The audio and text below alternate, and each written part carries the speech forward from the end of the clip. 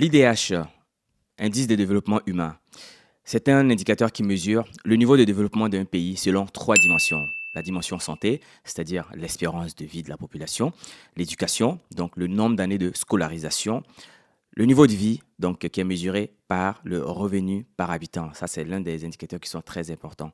L'IDH varie entre 0 et 1, il faut le savoir. Donc, lorsqu'on a un IDH inférieur à 0,55, c'est un IDH qui est faible. Un IDH inférieur, entre 0,55 et 0,7, c'est un IDH moyen. Un IDH entre 0,7 et 0,8 est un IDH élevé. Et un IDH au-delà de 0,8 est un IDH très élevé. Ça, c'est ce qu'on retrouve dans les pays assez développés. Entre 1960 et 1980, on a une forte progression. Donc, c'est la période du miracle ivoirien qu'on connaît tous. L'IDH était estimé entre 0,25 jusqu'à 0,40 à peu près, puisqu'on n'avait pas les vraies données en fait, de l'IDH à l'époque. Donc, on a eu l'indépendance de la Côte d'Ivoire en 1960 avec le président Feu Félix Houphouët-Boigny. Par la suite, on a eu un boom du café et du cacao. Justement, c'était la richesse du pays et ça l'est toujours d'ailleurs. Donc, on a une forte croissance économique parmi les plus fortes au monde. C'est très, très important à signifier. Les conséquences de cela sur l'IDH, on a la construction d'écoles, d'hôpitaux, de routes. Vous voyez que les trois critères sont déjà respectés, ce qui n'est pas plus mal. La Côte d'Ivoire était devenue un pays où tout le monde voulait être pour faire du business et pour avoir de l'emploi. Ce qui a entraîné une hausse de l'espérance de vie, forcément, parce que les conditions étaient quand même nettement améliorées. Donc, l'IDH augmente rapidement. Les choses quand même qui sont les plus importantes à clarifier ici, c'est que la Côte d'Ivoire devient le pays le plus riche d'Afrique de l'Ouest à cette époque, car c'était le miracle ivoirien. Donc, entre 1980 et 1993, on a eu une stagnation économique, puis la récession, malheureusement. L'IDH passe ainsi de 0,40 à 0,38. Et pourquoi cela? On a eu la chute du prix du café et du cacao à l'époque. Donc la dette extérieure qui a commencé à fortement augmenter. Et ça, c'était dû au programme d'ajustement structurel que j'avais évoqué dans l'une de mes vidéos. Les conséquences de cela, on a eu une baisse du pouvoir d'achat de la population, on a eu moins d'investissements publics car même l'État était aussi impacté négativement par ce programme d'ajustement structurel. L'éducation et la santé également ont commencé à ralentir.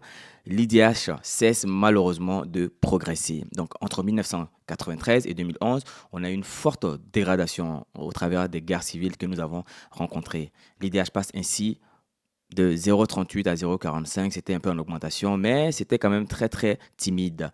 Par la suite, on a eu la mort du président Félix Houphouët-Boigny en 93. On a eu un coup d'État en 99. On a eu la guerre civile en 2002, la crise post-électorale entre 2010 et 2011. Conséquence encore une fois de tout ça, les écoles ont fermé, donc les écoles primaires, les universités et même les écoles privées. Les hôpitaux ont été détruits durant la guerre, malheureusement. On a eu le déplacement massif de population à l'intérieur même du pays. Et ça, c'était quand même assez dramatique. Donc, ce qui a entraîné la baisse de l'espérance de vie. Les investissements étrangers ont commencé à se réduire et les investisseurs ont commencé à fuir également. Donc, pendant que d'autres pays africains progressent, la Côte d'Ivoire a pris beaucoup de retard durant cette époque-là. De 2012 à 2025, on a eu un rebond avec la croissance, plus le développement. Donc, l'IDH qui est passé de 0,45 à 0,57, ce qui n'était pas quand même beaucoup plus mal. Donc, à partir de 2011, on a eu un retour quand même de stabilité politique en Côte d'Ivoire. Donc, la croissance passe de 6 à 8% par an, ce qui est très élevé pour un pays. Des grands travaux donc de ponts, de routes et le métro d'Abidjan qui est encore en cours de réalisation. La scolarisation devient quand même obligatoire. On a eu une amélioration du système de santé, même si aujourd'hui, il y a beaucoup d'efforts encore à faire. Le résultat de tout ça, c'est que l'espérance de vie commence à augmenter. On a beaucoup plus d'enfants qui sont scolarisés, même si le niveau également reste à être réévalué. Les classes moyennes qui commencent à apparaître. C'est un indicateur qui mesure le développement d'un pays.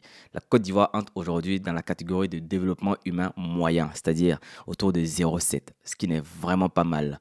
Pour finir la vidéo, l'évolution de l'IDH en Côte d'Ivoire suit son histoire politique et économique. La croissance des années 60-70 a permis une amélioration rapide du niveau de vie. Les crises politiques entre 1999 et 2011 ont malheureusement plombé le pays, touchant ainsi sa stabilité. À ce jour, la Côte d'Ivoire est dans une politique de relance avec un IDH qui est quand même assez correct, même si la population se plaint d'une autre chose. Ce qu'il faut comprendre pour un pays, c'est que Lorsqu'on commence à se lancer dans des projets de grande envergure, la population va malheureusement souffrir durant une période déterminée jusqu'à ce que les choses puissent être lancées afin que la population puisse bénéficier ainsi de tout ce qui a été mis en place. Et là, on aura un IDH qui va être stabilisé et la population va moins ressentir l'impact négatif justement de ce développement-là. Car oui, développement ne veut pas dire forcément aisance dans les premiers temps. L'aisance va venir après le développement. J'espère que vous avez apprécié cette vidéo. N'hésitez surtout pas à vous abonner, à partager surtout cette vidéo avec les personnes qui vous entourent. D'ici là, on se retrouve dans une prochaine vidéo. Prenez soin de vous et de vos proches. Que pensez-vous de l'évolution de l'indice de développement humain en Côte d'Ivoire et l'impact sur la population? Je vous lis en commentaire. À très bientôt. Au revoir.